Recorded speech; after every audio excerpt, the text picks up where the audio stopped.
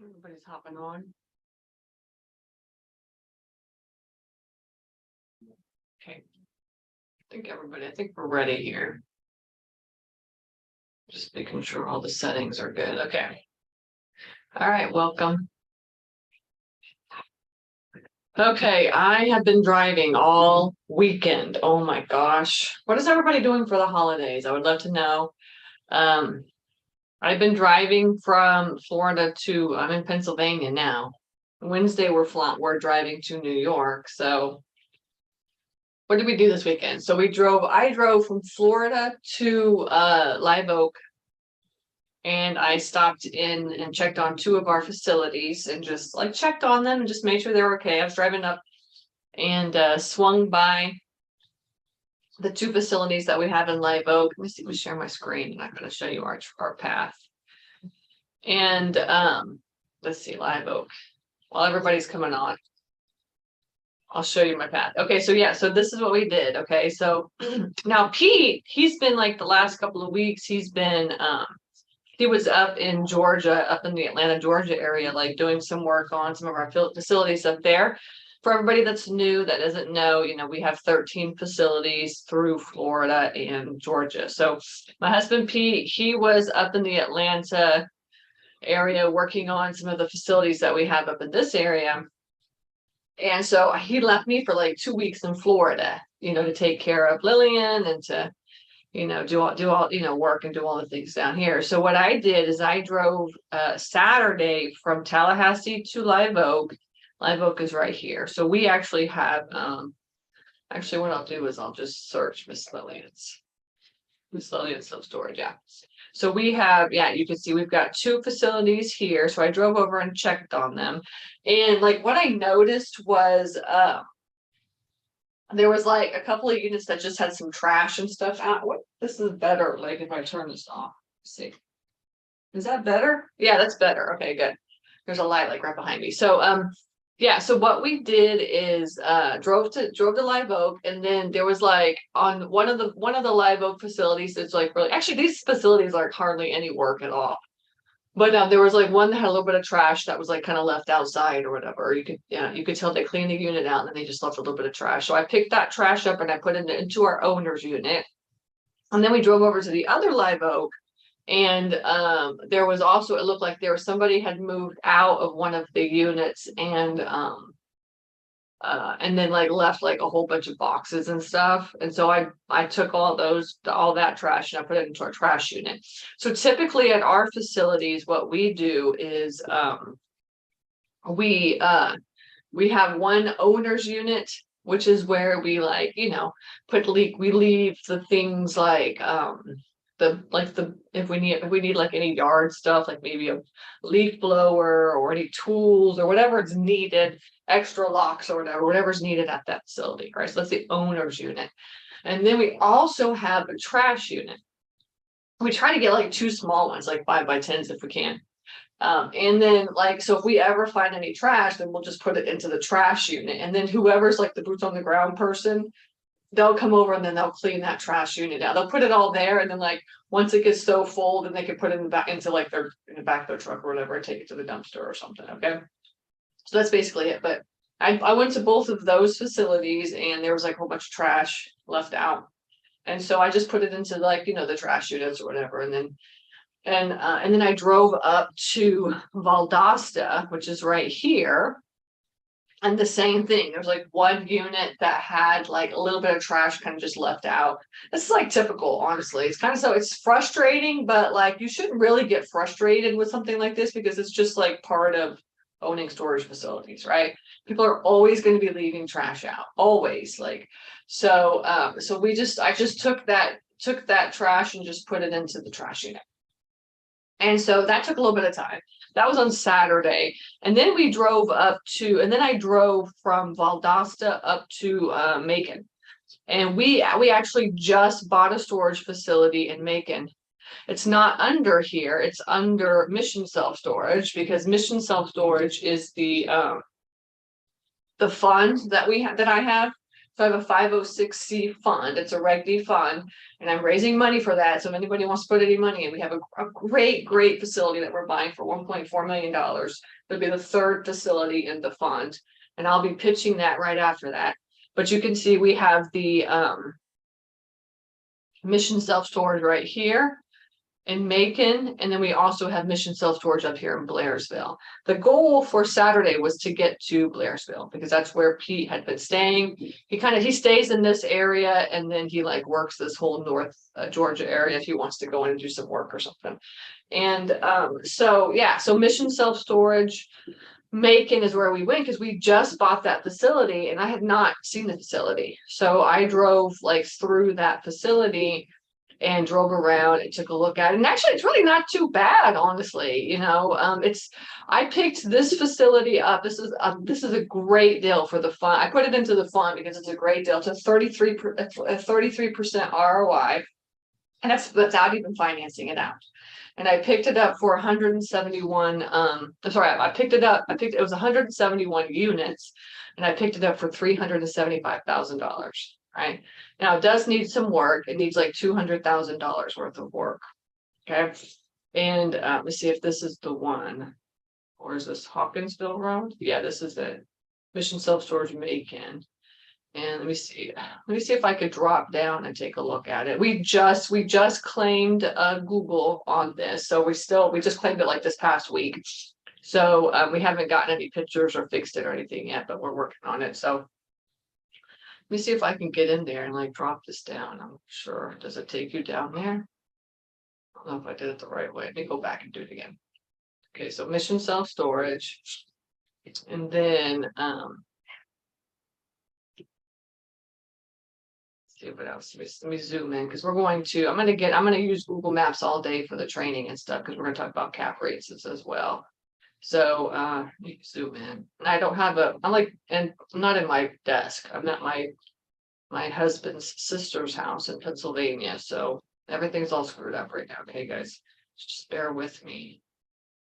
And so this is it right here. It's off this major highway. You see this like major road right here. And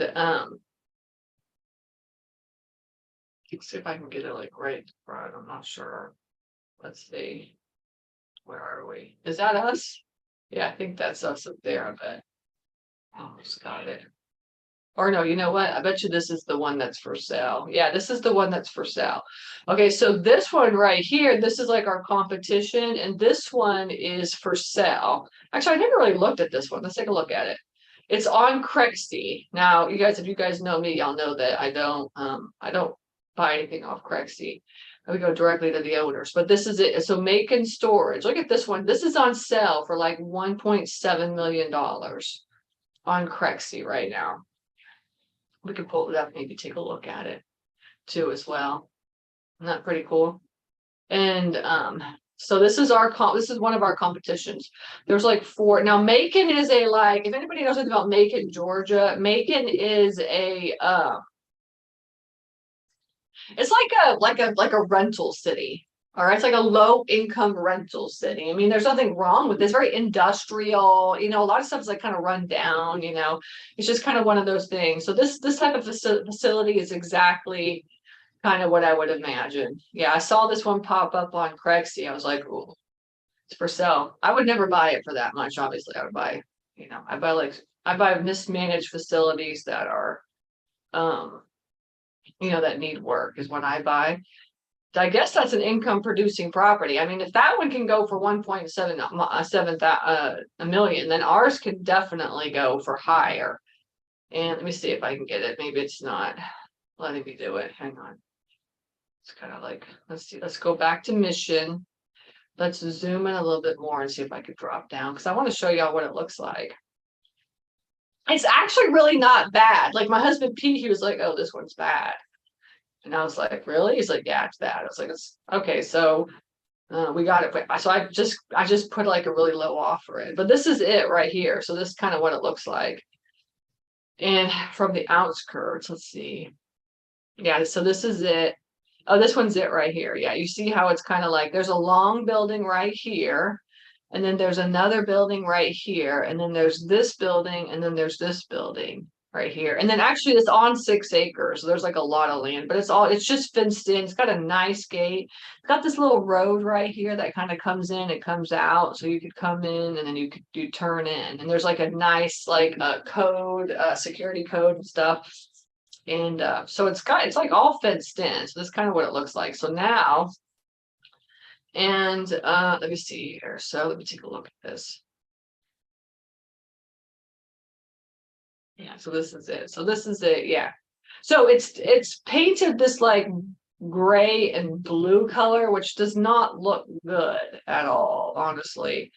The blue does not look good. The gray looks good. I really like a good gray on a storage facility because I feel like it hides a lot of imperfections and stuff. So, because we're looking at trying to paint a couple of our facilities right now, and I really like that kind of like dark gray. But the blue, this blue looks horrific. I mean, it does not look good at all. But so you can kind of see what it looks like. I don't think I can get closer to that. But so then over here, yeah, you could see, let me go over this way. Yeah. And the back, these buildings in the back over here. So this long one right here is painted. This is a warehouse that somebody was renting and then died, and then all his stuff is there. And so now we have to go through the auction process because the wife does not want it. She's like, I don't want any of that crap. So we're gonna have to go through and figure out how to get rid of all that stuff. And he died like years ago, and the owner just like never took care of this stuff. Okay, so we're gonna have to go through the process and do that. But then after we clean this thing out, you could totally rent this thing out, because it's like a nice it's a big warehouse is what it is. So and then this right here, this is the other storage, but he did not paint that. So like he halfway painted it, and then the other side, and then the back he did not paint. And I drove through and I took a whole bunch of pictures and stuff, but I haven't organized them yet. But it doesn't look bad at all. I mean, honestly, it really doesn't look bad. I think the blue is really kind of just what makes it look bad. But the facility itself is really and actually not too bad shape. Now there are a whole bunch of like towards the back, he took out some of the walls in between like units and stuff, and was trying to make it bigger and like doing like weird combinations of of units sizes and stuff. I'm not 100% sure what he was doing, honestly. But he took like 171 units and he made it to where it was like only 90 of the units were usable. So we're gonna have to go back, but he has all that sheet metal still. He has like metal, he has like walls and stuff. So it's really just going back and making a whole bunch of like either 10 by 10s or 10 by 20s is what it is. So what Pete's gonna do is just like hire a crew to come out there and really just fix everything up, fix all the walls, put everything back in place the way it should be, get the unit sizes in order. And then after that, he's going to paint, we're going to paint the thing, and we'll probably keep it like a dark gray and then probably just do red doors. I don't know, you guys think, what color should I paint this? Because our Mission Self-Storage brand falls under the fund, and we're going to keep that brand. It's called Mission Self-Storage. It's right here. And so I was thinking red, our colors are red and black. Let me see, Mission Self-Storage, here it is. And see, here it is. This is what the logo looks like. So it's like red and black. I was thinking like maybe like a dark gray and some red, doors. But what do y'all think for colors? Maybe put it into the chat if y'all think of what you could do. Now the Miss Lillian Self-Storage, Miss Lillian's is right here, and those colors are pink and purple. So I don't even know. We don't know what colors to do. We were thinking about gray, like a dark gray with maybe like pink or purple doors. I'm not sure. Y'all tell me. I'm not good with the colors. So maybe y'all can come up with some ideas for us. That would be great. So, but yeah, so we did that. So that's what I did is I drove from Valdosta all the way to Macon.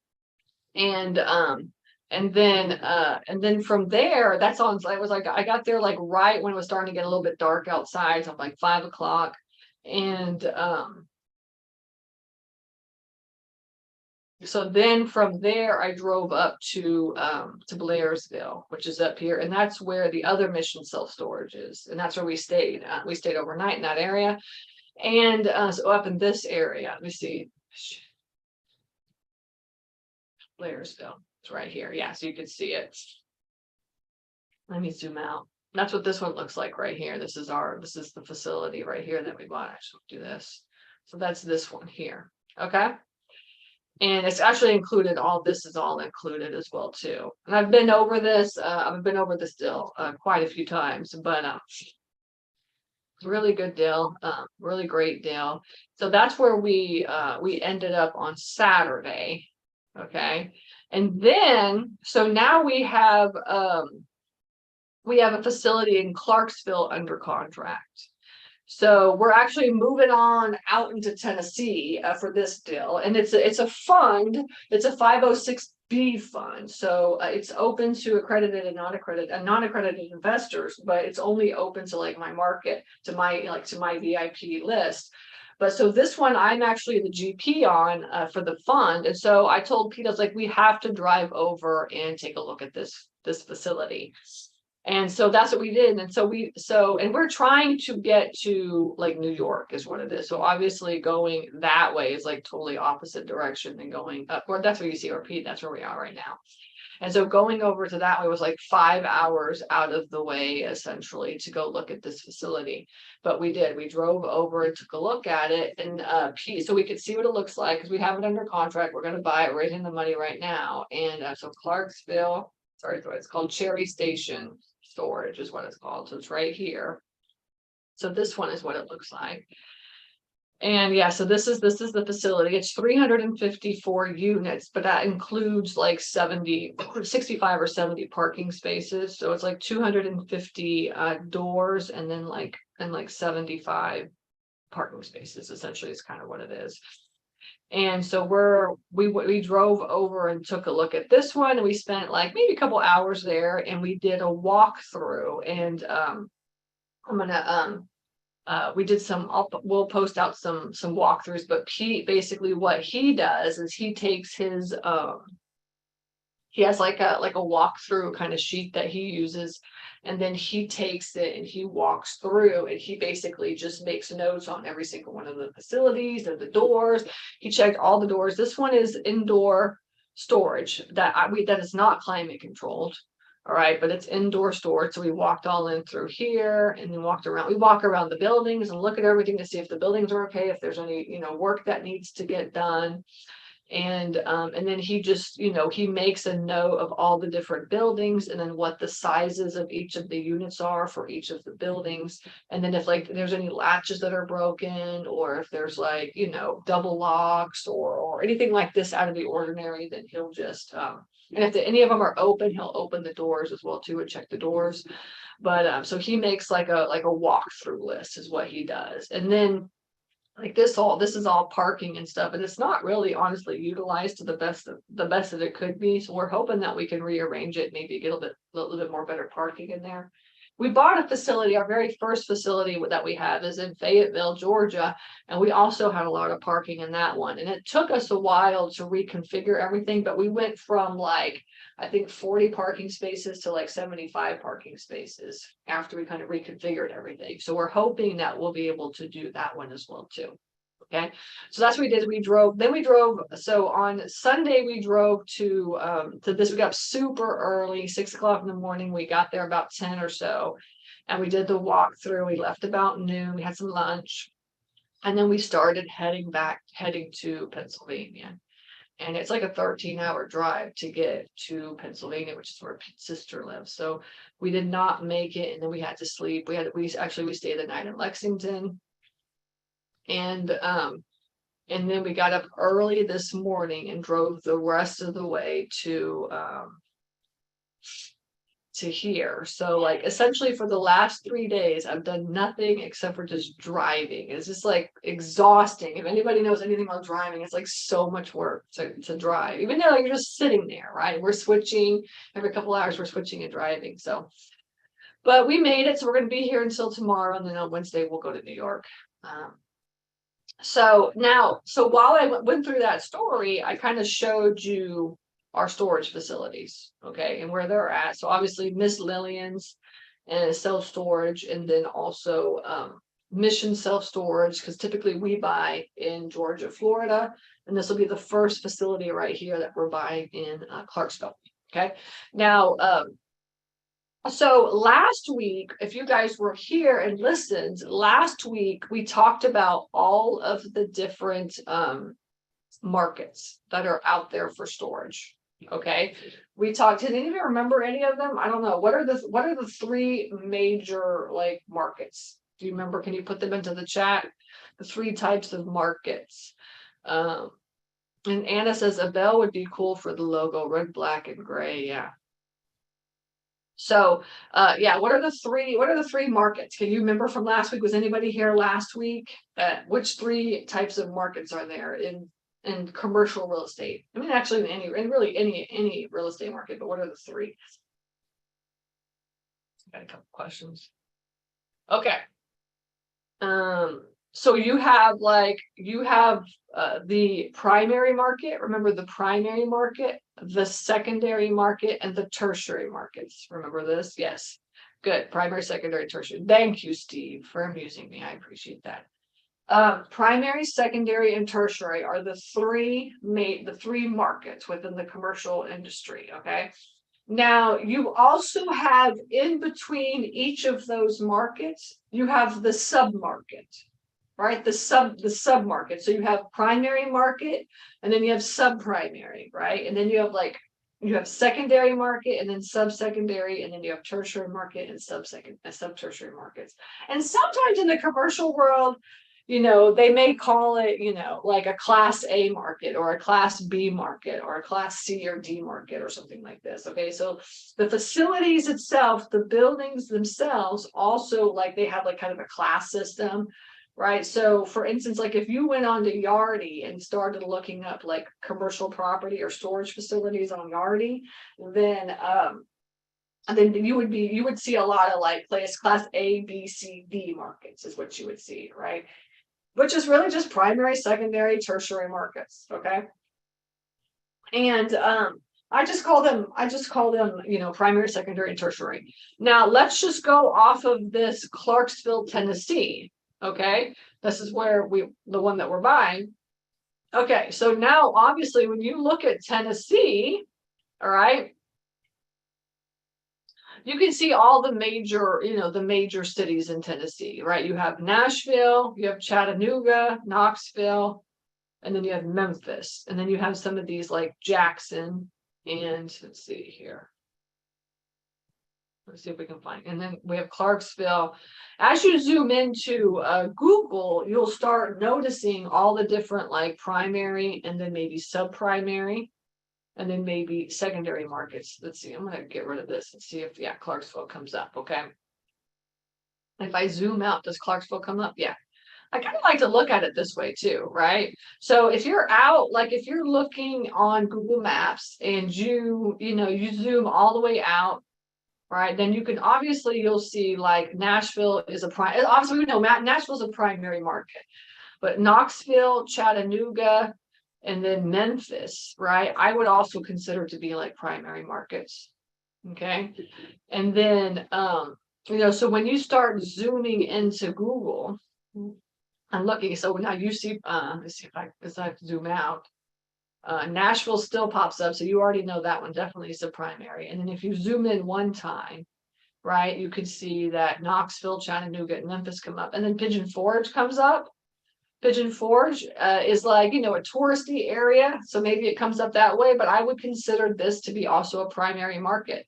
Even though it's a little tiny town and the population is, if you look up the population of Pigeon Forge, it's not a huge, big population. Now, because markets all depend on their populations. Let's just do Pigeon Forge population. 6,000 people, right? But it's a very touristy area where a lot of people are coming and going and parking RVs. I mean, RV parking in Pigeon Forge is definitely a primary market for sure, right? And and RV parks are primary markets there. Because it's so touristy, right? So it doesn't have to, it doesn't always have to be based on population. Okay.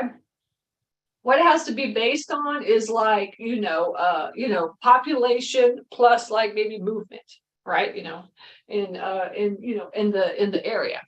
So I would say honestly, Pigeon Forge to me would be considered a primary market just because it's expensive to be in that area. If you've been there, you know that because it's expensive. Now, and then Chattanooga, which is very interesting because I was reading I can't remember if it was realtor.com or Redfin or which list it was, but Chattanooga is considered one of the top 5 fastest cities to be growing in 2023. And also another city, which I thought was very interesting, and I saw on the list was Augusta, which Augusta is down here. So you want to be paying attention to these lists as well too, I think too. But so Chattanooga pops up, and I think Chattanooga is going to be a very good growing city over the next couple of years, even during the recession and stuff, because it was at one point considered a secondary market, but it's now moved into a primary market, right? Because a lot of people are moving there. Okay. And then so once you zoom in a little bit further, you can see now Franklin and Murfreesboro, and Clarksville and Cookeville, you can see these other these cities that are kind of popping up, right?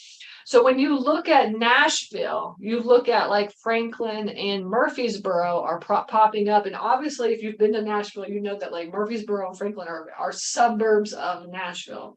And these would be considered primary market as well, too. Okay. Now, a secondary market is when you are it's a standalone city, right? A standalone city would be considered secondary. So, for instance, Clarksville, which the population of Clarksville is 150,000 people. I mean, it's between 150 and 200,000 people, and I think it's growing pretty quickly. What's Cookeville? I don't know.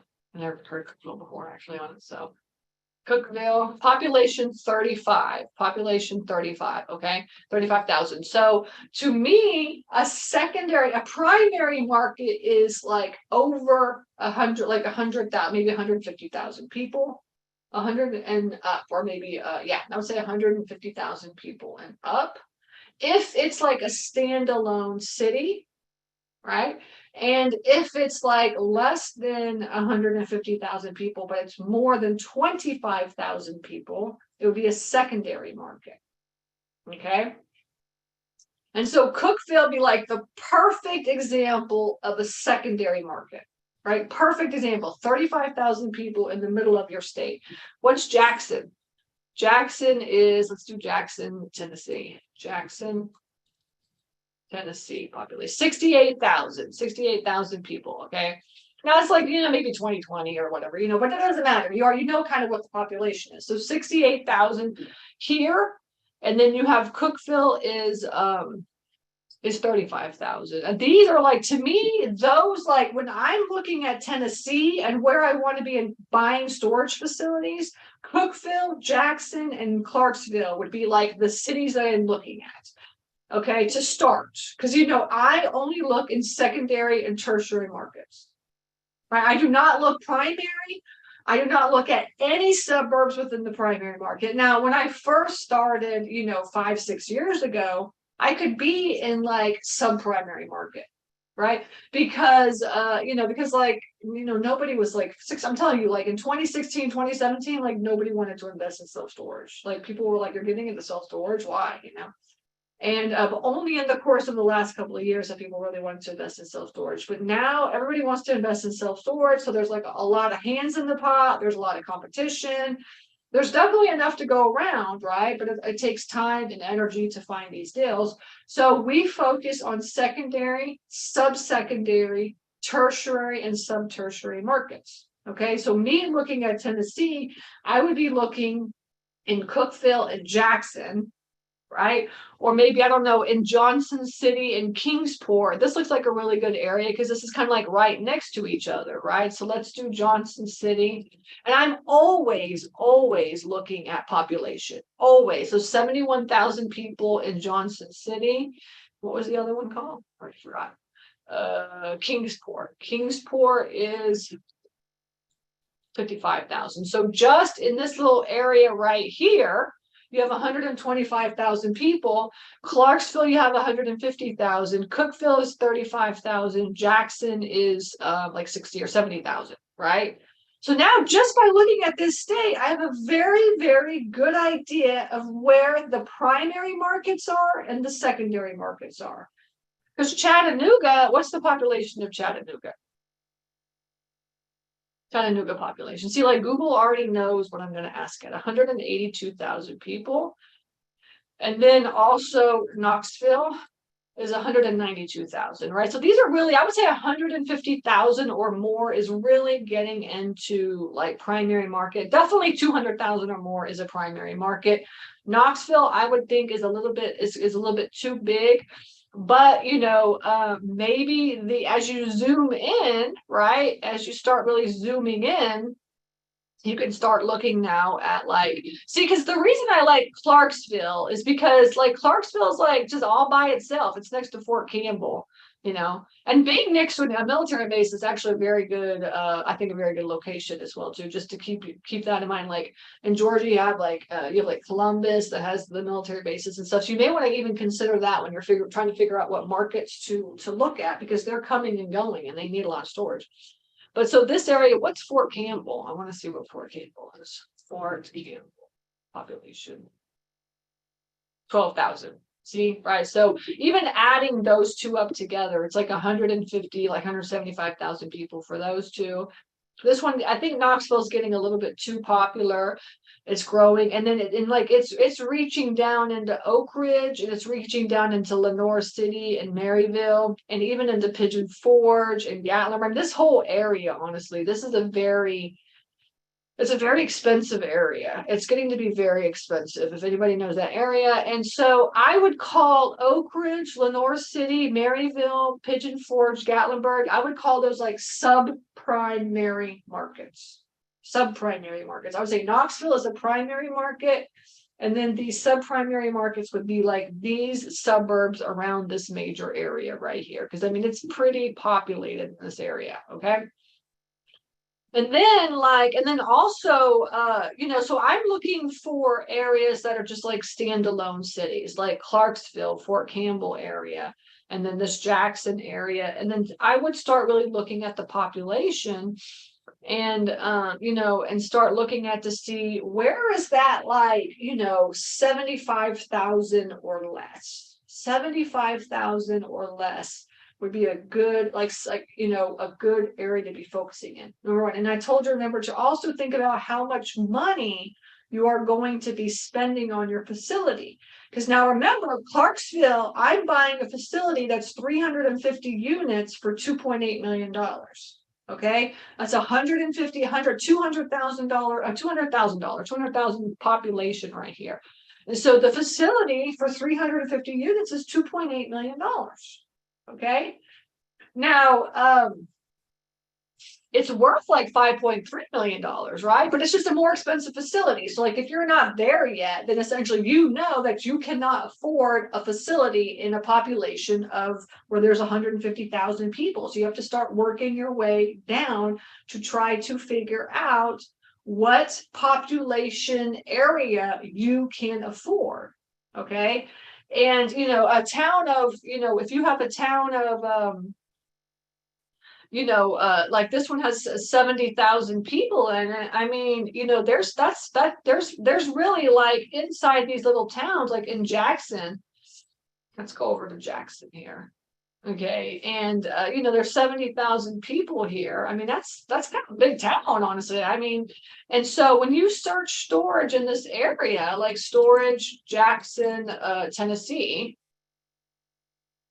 I wouldn't be surprised if you found big box facilities. Now, you may not find like extra spaces in CubeSmart and stuff like this, but in this town here, we talked about this last time, big box companies that are just like ones, they're like sub-primary, secondary, they're either sub-primary or secondary like players, right? So each one of the levels has their own different players. They have the primary, all those. And then you start getting into like in Georgia, we've got like 10 Federal Storage, and they're coming into like towns like Jackson is what they're doing. And they're just buying in these types of towns from 75,000 to 125,000 people, right? And that's like they can afford $2 to $4 million facilities is kind of where they're at. And then, so I'm guessing that these facilities in this area are going to be a little bit more expensive, right? You know, you may be able to find something for $1 million. You know, you may be able to find something like I found in Macon. I mean, Macon has 150,000 people, but Macon is like a rental city. It's a rental city. It's an industrial city. When you drive through Macon, you're not like, wow, this is the most beautiful city ever. You're like, wow, this is like, there's a lot of trucking going on here. All right. Even though there's 150,000 people. So it's gonna be a little bit cheaper, right, for stuff. Okay. And I found the ugliest storage facility in a town of 150,000 people. That's what I found. Okay. And so you can do the same thing in like a secondary market, like this type of a market here. Is there a storage facility in this area that that is like, just the owner has not let go of, and and just like ran it to the ground. And so I would go through and I would, look at all these storage facilities, and then remember that you also want to look at like the facilities that are not on Google Maps. Okay, so what that means is that in order to get onto Google Maps, it is not easy to get onto Google Maps, right? And so a lot of people that have been owning their facilities for 20 or 30 or 40 years, they are not on Google Maps. And so you want to also find those facilities and call the owners as well. So remember, we call owners directly and talk to owners directly. But there's a lot of storage facilities that are on Google Maps, and I'm guessing that probably USA, South Side, you could get in and start really just educating yourself on what these facilities look like. This one is all gated, and it looks like it got painted. Somebody bought it and it looks like it may have gotten painted, so they painted it or something, or maybe not, I can't tell. US South Side Storage is what it looks like. The pictures are also horrible, on this one. It's like you can't ever tell what the hell this damn storage facility looks like. Kind of annoying, but I would put that as like a B, as a, like, how you class your leads as like A, B's, and C's, right? We do this also for our leads. Like A is like, or you have like hot, warm, and cold, and I would probably put that as like a warm lead, or a B or something, and say, okay, this pictures on this Google Maps sucks. So let me try to call the owner and see if he needs somebody to buy this facility for him. And let's see who else. Area wide storage. Let's see what else. This one's here. Area wide storage. This is looking pretty good here, little tiny facility back in the back over here. Look, there's no like, now it may be some sort of different kind of store. Maybe it's cool. Look, this is a good one right here. Look, the storage facility. And then like, here's the phone numbers right there. So you can just give him a call and see if he wants to sell. No, this is a great starter facility. You do some parking. It's really long, So yeah, I think like, these standalone towns like this, these standalone towns like Jackson, Clarksville, Cooksville are secondary markets that you could try to get in there and see if there's any facilities that may be, that you could call and talk to the owners and see if they're interested in selling. Okay, so I just found a whole bunch just over here in Jackson. You could do the same thing in Cookeville. I would stay out of like the Franklin, Murfreesboro, like this whole primary market. This is primary, sub-primary market right here. This is a secondary market. This is a secondary market. And then tertiary market, right? So we looked at, now tertiary market is like, I can only afford something that's like $300,000. Okay, that's tertiary market. And so, you want to be in like little tiny towns. You want to be in little tiny towns. And I don't know, look at the population of these towns. These are all coming up. I would be looking at all these towns like Savannah, Henderson, Milan, Martin, Union City, Paris, Camden, all these little tiny towns right here, and just see what their populations are. And, start looking inside these to see if there's any good, storage facilities in this area. I don't know, look, and then as you start zooming into Google more, then like all these little tiny towns come up right? And every single one of these little tiny towns, they all have storage facilities in them. I'm telling you, they may just have one or a couple, but like pretty much every town that has like a couple hundred people or more going to have a storage facility in it. And if they don't, then there needs to be a storage facility there. Because I mean, everybody needs storage, especially nowadays. We own a storage facility in Warm Springs, Georgia, which is a town of like maybe 400 or 500 people. It's a super small town, but the population around it was like maybe 6,000 or 8,000 people, and we're the only storage facility in the area, and we're like always full. Right. So, and that we only had so much money to buy a storage facility. This is like one of our very first storage facilities that we bought. We bought it for $100,000. And it's worth like maybe 350 grand or something right now. And so we'll make like 200 grand on that thing. There's nothing wrong with making like 200 grand on a storage facility, over the course of like 3 years of owning it, so look at these little tiny towns. Okay. So now we've been looking at these tertiary markets here. Let me see. It means secondary and tertiary markets. Now in like a state like Tennessee, you have to also know the cap rate. Right. And the cap rate is really just the NOI divided by the purchase price is really what it is. But what you want to do is you want to know what the cap rate is. I get this all the time. I actually want like somebody that I'm working with right now, a partner, just emailed me. He's like, hey, you're buying in this area. Like, what's the cap rate in this area? And cap rate is essentially specific to the area.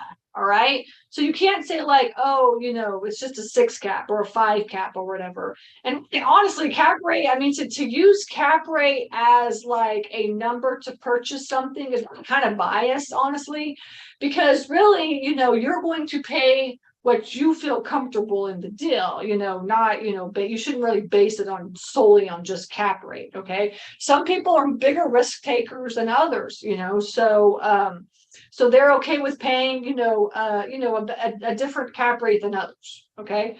So, but what I wanted to just get into today is like cap rate based on the markets that we just talked about. So the primary market, typically the cap rate is between 4 and 6. Okay. 4 and 6. And, so when you're running your numbers, so for instance, on our deal analyzer, I'll pull up a deal analyzer and I'll show you in just a second kind of how we run our numbers. But on our deal analyzer, there is a place that's called the market cap rate. And the market cap rate is basically what you're trying to either purchase or sell that cap rate for. All right. You're trying to purchase it or sell that cap rate for. I mean, that facility for. So in like Nashville, at one point, they were getting down to like 3 caps, and it was just like really, really crazy cap rates. But for now, I would say what we're running our numbers on is like if you were going to buy something in Nashville in the primary or the sub-primary markets, then you would be at between like a 4 and a 6 cap, 4 to 6 cap rate. Okay. And then if you're going to get into like a secondary market, which is where we're buying Clarksville, right? This Fort Campbell, Clarksville area, we run our numbers at a 7 cap. In fact, all of my virtual assistants that work for us, all 10 of them, I tell them to run all numbers at a 7 cap. All right. We do not a 7 cap or higher. So a 7 cap for a secondary market and an 8 cap for a tertiary market. Now, an 8 cap for a tertiary market is kind of high, but it's actually doable. But it's just like, you have to make a lot of offers in order to get an 8 cap. Now, I think next year you'll definitely be able to get an 8 cap on your deals, right? So tertiary markets, we're at 8 caps plus. Secondary markets, it's like 6 to 7, but we're really pushing 7 caps. Okay. In fact, all my students are buying something right now. They're not buying anything higher than 7 cap. Okay. And so we're sticking to 7 and 8 caps. That's where we're at. All right. But we only buy in secondary and tertiary markets. So keep that in mind, secondary and tertiary markets. If you want to get like over, populated or super populated areas, then you want to go like you want to have a lower, like you want to have a 4 or 5 or a 6 cap, depending on what your risk level is. So I would say like Memphis is going to be and then also with with primary markets, right? So Memphis may be a 6 cap and Nashville may be a 4 cap, right? So maybe a very big primary market might have a lower cap rate than like a smaller primary market. So obviously like Memphis and then like Knoxville and Chattanooga are going to be smaller primary markets than Nashville, right? Nashville's a strong big city. So the cap rate, that's why I said 4 to 6, right? Or like a 6 to 7 for a secondary market, or an 8 plus for a tertiary market. Now, when I first got into storage, 2016, 27, 2018, a little bit of 2019, like we were buying our stuff, pretty much everything was like 10 or 12 caps. And because I was buying in secondary and tertiary markets, and we bought like income producing properties at like ridiculous cap rates. Okay, that's like gone are those days. Okay, you could not find deals for like 10 caps anymore, right? Like you just can't. All right, so you want to stick to like a 7 cap or an 8 cap, depending on if you're secondary or tertiary markets. And my virtual assistants are running numbers at 7 caps is what we're doing right now. And hopefully next year we'll be able to go up, even like get a better cap rate. Over the last couple of years, everything just got screwed up. So prices are just like not good. So let me, I see a lot of questions. So I want to do that. But before we get into the questions, I want to pull up my Dill Analyzer, and I want to show you, let me see if I can pull it up like a copy of one here, and just kind of go through that real fast. Let me see here. Dill Analyzer. Here it is. Okay. Yeah. So let's just look at this one here. I'll share my screen. This is one of the ones that we put an offer in. Here it is. Okay. So this is our Dill Analyzer. And okay. Yeah. So here you can see this is where we put the market cap rate. Okay. And this is where you can put, depending on what your area is, is it primary market, secondary, sub-primary, sub-secondary. A sub-secondary market is really like the suburbs of a secondary market, right? And a tertiary market is like a small town, and a sub-tertiary market is like super small town, right? Something like that, So we're running like our numbers, like, so for this one here, it was in, where was it at? This is in Georgia. And yeah, so this one here was, he's making 80,000. It's a Dudley, Georgia. Let's just look this up. Dudley, Georgia is, what's the population of Dudley, Georgia? Population, yeah. 590 people. 590 people. Okay. He has a facility that's 90 units. He's in a small, now obviously Dudley, Georgia, is that like near some major city? Let's see. Hell no, I have no idea. I can't remember. I look at too many storage facilities, so I can't remember everything. So I think Dudley, Georgia is like middle Georgia, right? Yeah, Dudley, Georgia. Yeah, so it's in like middle Georgia, it's south of Macon, and like the middle of Georgia is where it's at. Okay. And so yeah, so just, it's a little tiny town in the middle of Georgia, and we are running our cap rate at 7. Okay. And he has 90 units. It's 111. It's sorry, 11,650 square feet. I mean, that's like a big storage facility for a town that's like only 600 people, right? And he's full. You can see he's full, and he's at 64 cents a square foot. And we looked at the competition, and look, the competition is at 57 cents. So he's at the highest number that he could be at. Like, there's no raising rents on this thing. All right. And when you run the numbers on this,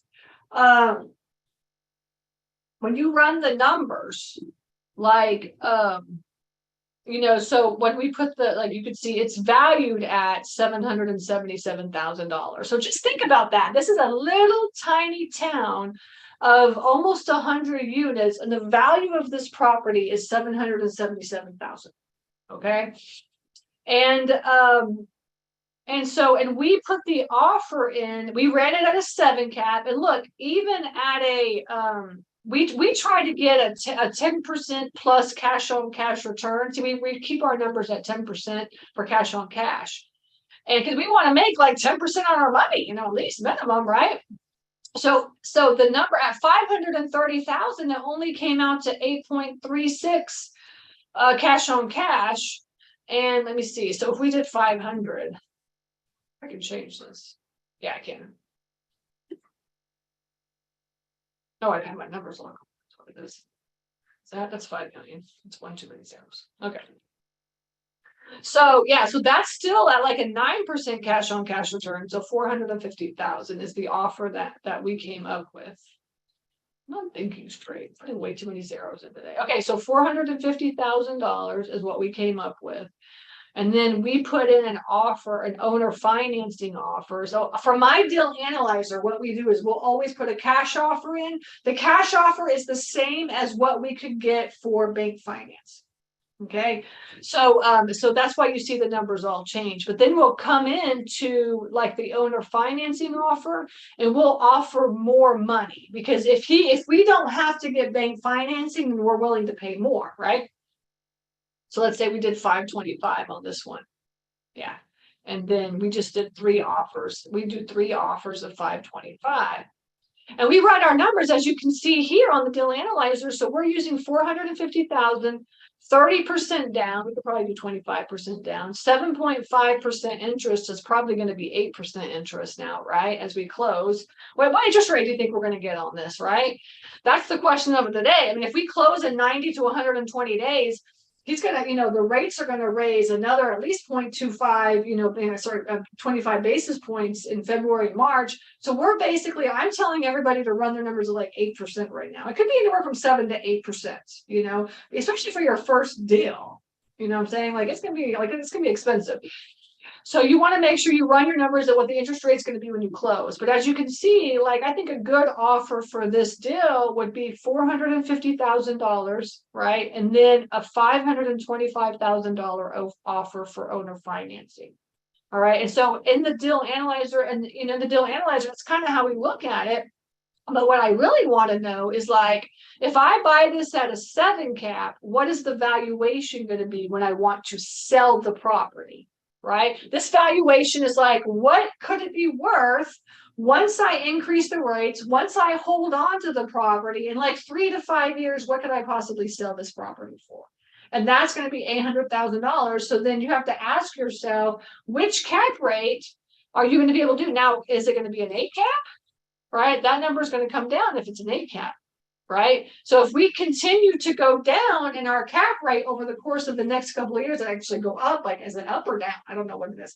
But like, if we continue to go from 7 to 8, and then like in tertiary markets, it goes to 8 to 10, remember? Like, I was buying stuff at 10% in 2016, so that means you're also losing your valuation. So this market cap rate is very important for you to consider what number you're going to use, based on not only the population and the location of the state, also the different types of markets out there, going from sub-tertiary to tertiary all the way up to primary, and then just knowing those numbers. And right now we're at a 7 cap, but we only look at at secondary and sub-secondary. Like, we're essentially at secondary markets right now. Secondary markets are a 7 cap. All right. The question is, what will that cap rate become next year? Are we going to lose money, or is it going to stay stable at 7%? Or are we going to be able to sell this like Clarksville, or whichever one that we do, are we able to sell that at a lower cap rate so that we can make more money? Because if I can sell this property to 6 cap, because back in the last 2 years, you could buy tertiary market properties for 6 caps, and I would see them being sold at 5 caps. Now, I never bought anything at a 5 or a 6 cap in a tertiary market. I always stuck to 7 cap or higher. Okay. So you want to just consider that over the course, if you're going to sell this property within the next 2 years or so, then you want to make sure you account for the right market cap rate that's going to increase or decrease over that time, or hold on to this property until the upcycle starts coming again, and that is where you're going to sell. But that means you're going to hold on to the property for 5 years or longer. Okay. So cap rate is very, very important when you're doing deal analysis. And, you want to understand the cap rate, the market cap rate of your area based on the location. Okay. Now, also what I wanted to say is this deal analyzer, up until now, this deal analyzer has only been offered to my students. First, my virtual assistants had access to it, and they used it for like a long time, for months and months and months, until we corrected it and fine-tuned it. They were like my guinea pigs. And then after it became perfect, then we moved it over to my students, and my students have been using it since August of this year. So it took my husband Pete actually put this deal analyzer together, and we've been using the other deal analyzer. We use our other deal analyzer for years and years and years, and then we upgraded this year. So this year, as of 2023, this deal analyzer is going to be available to the public. We're going to make it available to the public. So you guys have to be on the lookout for access to this deal analyzer if you want.